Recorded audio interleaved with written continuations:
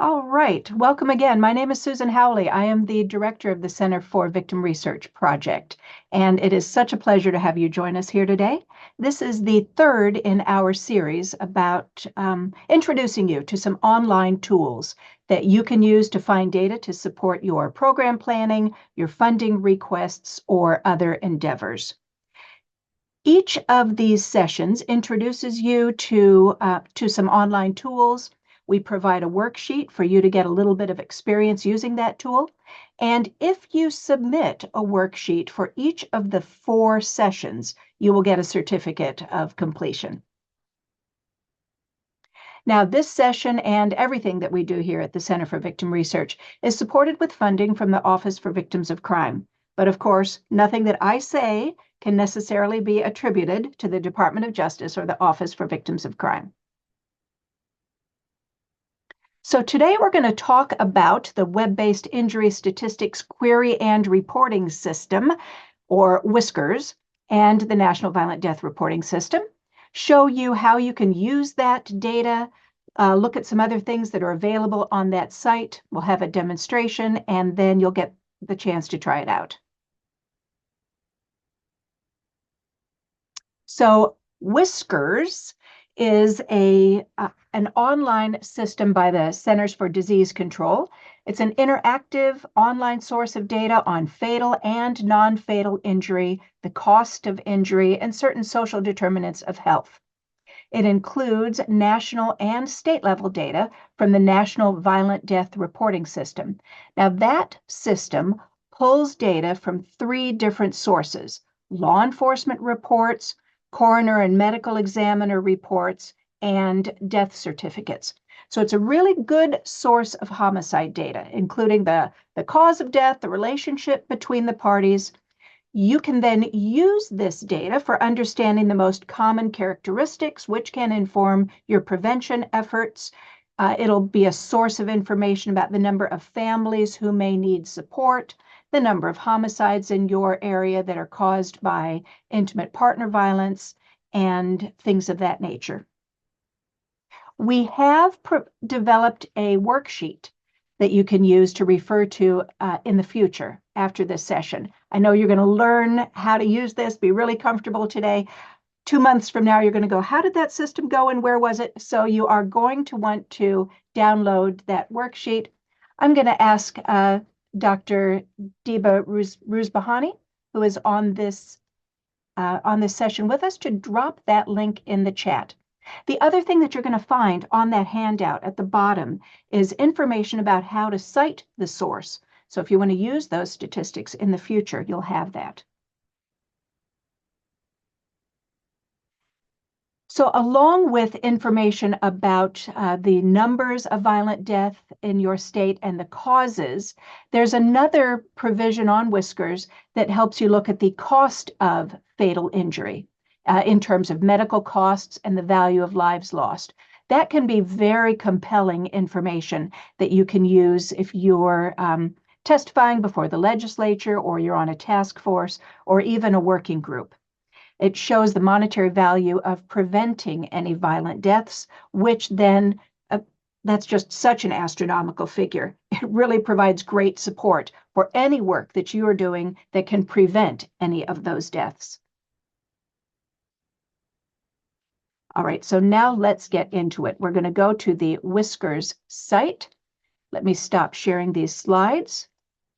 All right, here's the WISCRS site.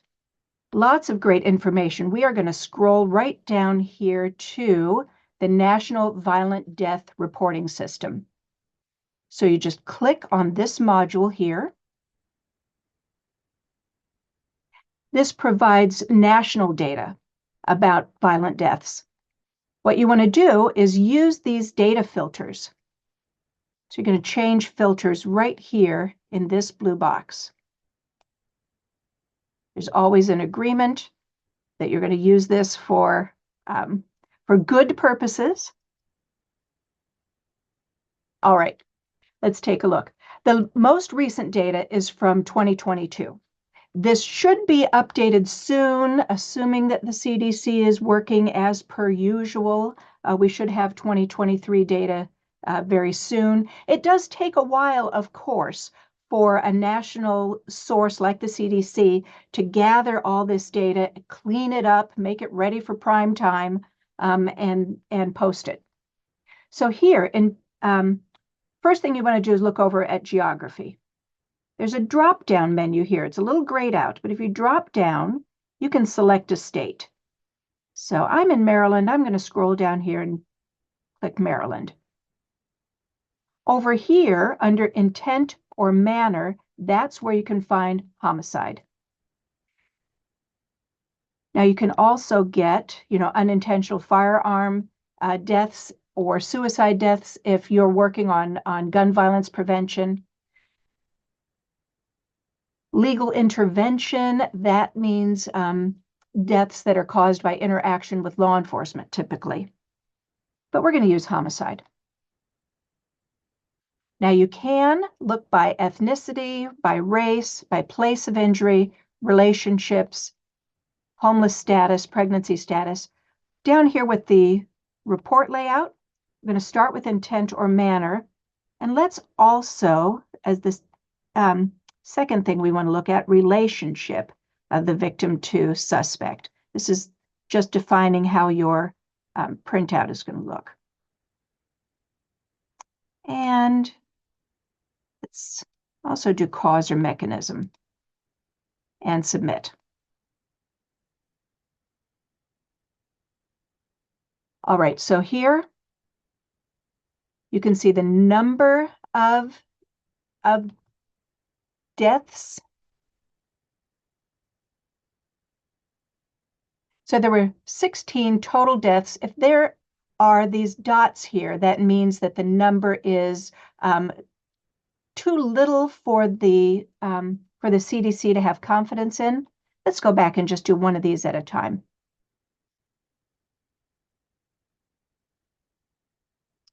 Let's do, or let's take that one out.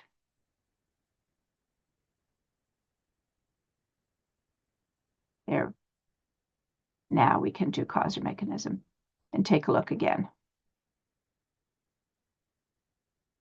All right, this is a little easier to see. So there were, you can see in Maryland in 2022, 467 firearm deaths, 40 caused by stabbing, 27 by a strike, and so forth.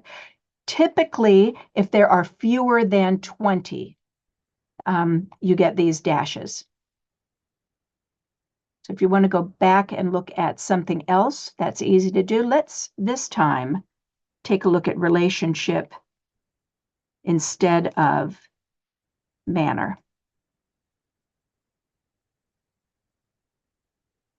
There we go. And then we can see the number of homicides between certain folks. And not applicable, that usually means they didn't know or they weren't sure. All right, you can download that data if you want, just export it into an Excel sheet that you can use in the future. You can explore whether this was related to homelessness. Sometimes it's very interesting to look at pregnancy status. All right, let's go back to Whiskers, now that you know how to use the National Violent Death Reporting System.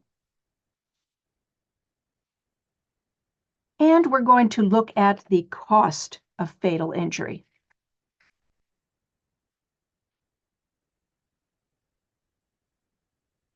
So you can see this, again, is national data, looking at the medical costs, the value of a statistical life, which is just a term that economists use, and the combined costs. So again, we can get this by state by looking at change filters. And let's say we went to, you can get it by region, but let's say we're going to go back to Maryland. Again, we want to look at just fatal injury. Intent, I want to go back and look just at homicide.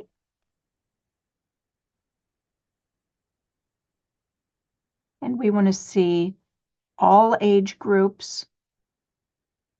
Let's say we want to look at, it's going to show us the mechanism, and click on Submit. All right, so there in Maryland, you can see that firearm deaths, there were 539 of those, with a total cost of $6.47 billion. So that can be a pretty compelling figure. If we can reduce 2 of those, right, we save a lot of money. Not just, per life saved, but if you look at the value of the statistical life had that person not been killed.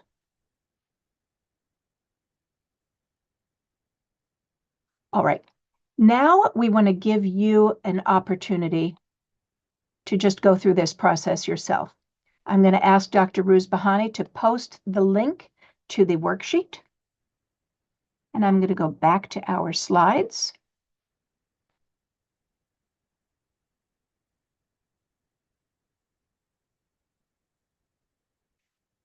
So you're going to have an opportunity to just use this worksheet and find that data yourself.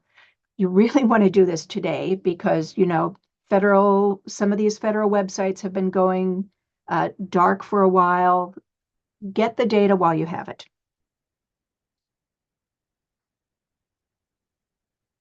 So the worksheet link should be posted, or you can use this QR code, or you can type in the address that you see there under Form. So using that worksheet, and on that worksheet, you'll see the link to the Whiskers website. You'll go to that module for the National Violent Death Reporting System for the first few questions, then down to the cost of injury module for the next group of questions.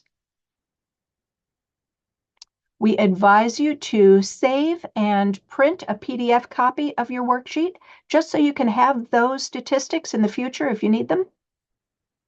And if you want credit for completing this session and you're going to take part in all 4 sessions, go ahead and click Submit on your worksheet when you're done.